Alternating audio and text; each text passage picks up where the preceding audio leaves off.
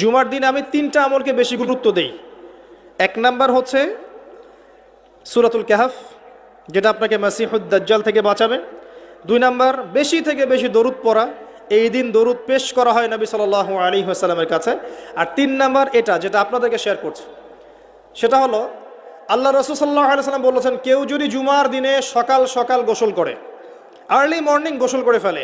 একদম ফরজ গোসলের মতো, এবার সবচেয়ে উত্তম কাপড়টা পরে, নোংরা কাপড় না, বেস্ট কাপড়টা পরে, আতর খুশবু ব্যবহার করে, সুগন্ধি ইউজ করে, সুগন্ধি ব্যবহার করে সে সকাল সকাল পায়ে হেঁটে মসজিদে যায়, বাহনে চড়ে নয়, পায়ে হেঁটে মসজিদে গিয়ে